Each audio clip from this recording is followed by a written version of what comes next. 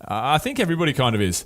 I read, and only really about, I think it was probably 3 or 4 years ago, it really got ramped up back into my what I like to focus on and learn about. When I read Michio Kaku, the future of the impossible. No, what was it called?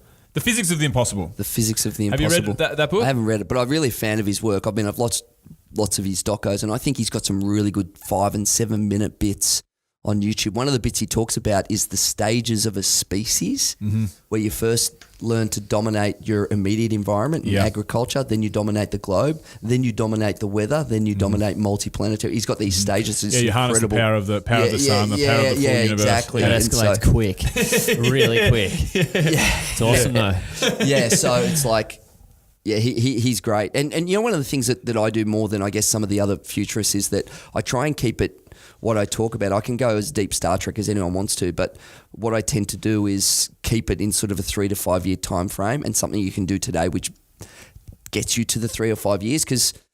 And often I see it, futurists who get out there and they're all whiz bang and, you know, a lot of visual wizardry on the screen, but it's like, well, yeah, but that's all nice, but how can I use it? Yeah. So there's that balance between where we're going and actually taking some steps that move me closer to that. And that's kind of the art of what I try and do, is say, how do I take you from where you are today, so you're starting to get momentum and progress, to the possible tomorrow? How do I get you at the fork in the road to choose the right path? Yeah. And certainly inspire why you should do it and what the future looks like, but also put the responsibility on the readers, the listeners, or whoever to say, well, this stuff isn't just going to happen. Well, it can just happen, but you'll be a passenger, or what can you do to get yourself a bit closer to that? So you're helping people basically get ready for what's coming. Yeah, like, and actually invent it. Not just get ready, invent it. No, not get ready. Not ready. Invent it. Yeah. Right? Because someone's going to invent the future, and you can participate, or you can just watch. That's it. You can coast through. You can coast through someone else's dreams so easily. Yeah. Like without yours, you can slip through the cracks and just be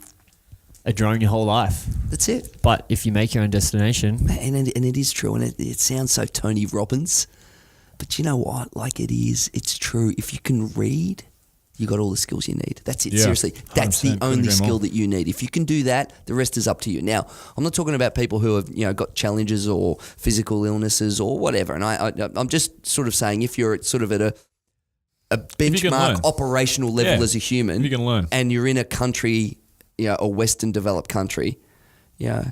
It really is up to you. I truly believe that deep down in my heart. Well, it's funny that you say about, you know, you want to help people, inspire them to create the future, because realistically, like, a lot of the stuff that we're seeing in today's day and age was, you know, invented really by Isaac Asimov as a fantasy 80 years ago. I don't know how, I don't know. I haven't actually read Isaac Asimov. I just know who he is and know what he did, you know, and I've watched iRobot, you know. There you go. But basically, like, the science fiction of the past becomes a science fact of the future, you know. Like, someone has to come up with the ideas, whether it's a futurist, whether it's an author, like the ideas of, hey, imagine this as a way that we could do society. And if it's popular enough and it is possible, do you believe in that? Do you think that your job and then the jobs of authors and so forth is creating the future? Yeah, it is. You've got to imagineer it before you can create it.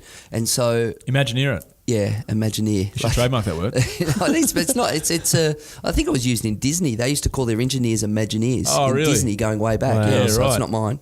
And so you definitely can't build anything unless you've built it in your mind first. You can't do anything unless you imagine it first. Even if you go to get milk out of the fridge, your body has to think about it first before you move your arms and legs and go there and grab it. And it's the same with the future. Like, we have to say, oh, what if this? And I think that what we do is through science fiction and our imagination of what if, that's what we do first. Because it's impossible to create something you haven't thought of first, or designed first, or imagined first. So that absolutely comes first. Like, everything from the future came from science fiction. Yeah. Everything. There's nothing that wasn't imagined first. Like, it didn't just happen. I mean, discoveries are different because sometimes you just stumble into those. But putting the pieces together to make something new, it gets a blueprint first, and imagine a design, and then it happens. So I'm fundamental believer in we make the things we imagine.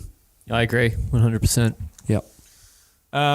So, as a futurist, I know we booked this show in last night, so normally I do a little bit of research and so forth. But I thought I can just, we can just sit down and have a chat and so forth. But just to open up, like, the general conversation, what's got you most excited about the future? Short, middle, long term kind of stuff. Okay. Short term is the move towards electric transport. Mm-hmm. I think that's really important for a number of reasons. I think that we've had for a long time large corporations within the fossil fuel industry design government, influence government, Rupert Murdoch and cohort, people wanting to stay in coal, that kind of thing, which is really bad for the environment.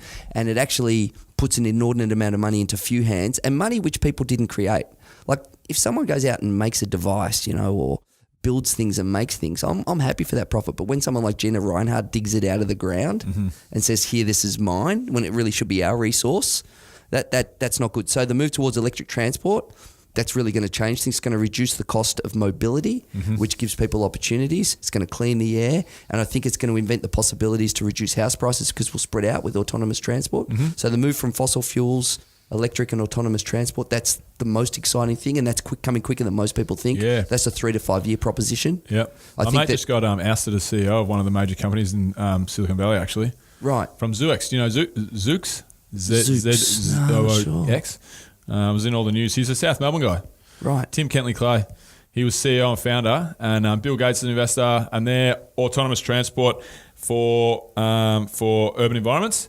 And they have basically a pod. It's not a car. It's like a pod. It goes multi-directional. Yeah. And it's basically like a little office that just drives you to work. Rolling offices. I mean, actually, I had that in the book as well, and in my other one before. But that idea that mobility gets increased and it reduces the cost of mobility, because I think we're living through a mobility revolution, not a digital revolution.